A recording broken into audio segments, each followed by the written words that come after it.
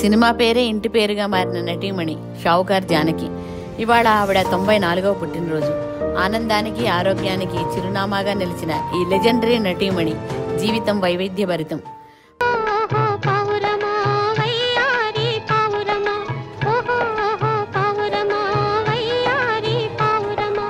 పెళ్ళై పేదరికంలో మగ్గుతున్న వేళ సినిమాల్లో అడుగుపెట్టారు జానకి. ఆ సంపాదనతో కుటుంబం నడిచేది.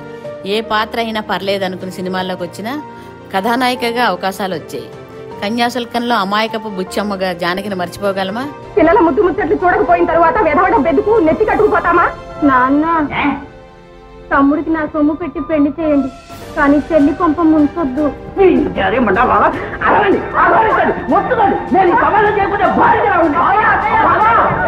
రోజులు మారాయి. జయం మనదే, డాక్టర్ చక్రవర్తి, అక్కా చెల్లెల నుంచి వయసు మళ్లిన పాత్రలతో తాయారమ్మ, బంగారయ్య, సంసారం ఒక చదరంగం వరకు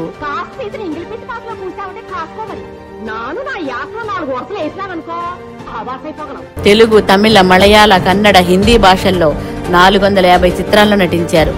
నాటకంపై మక్కువతో సుమారు 3000 ప్రదర్శనలు ఇచ్చారు. ఎన్నో అవార్డులు అందుకున్నారు. కలైమామణి, పద్మశ్రీ, జాతీయ పురస్కారం వాటిలో ముఖ్యమైనవి. నంది అవార్డులు వరించాయి. 1949-75 మధ్య నాయికగా ప్రకాశించిన తర్వాత పెరిగే వయసుకు తగ్గట్టు క్యారెక్టర్ ఆర్టిస్టుగా స్థిరపడ్డారు. రాష్ట్ర, జాతీయ స్థాయి ఫిలిం అవార్డు కమిటీల్లో సభ్యురాలిగానూ సేవలందించారు. మరో ప్రముఖ హీరోయిన్ దివంగత కృష్ణకుమారి ఈవిడ ప్రియమైన చెల్లెలు.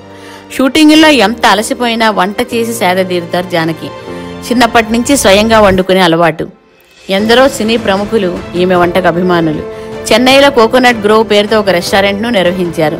అనేక వంటల పోటీల్లో జడ్జిగాను పాల్గొన్నారు. ఆనందంగా, ఆరోగ్యంగా కుటుంబంతో కాలం గడుపుతున్న షావుకార్ జానకి దక్షిణ భారతానికి గర్వకారణం.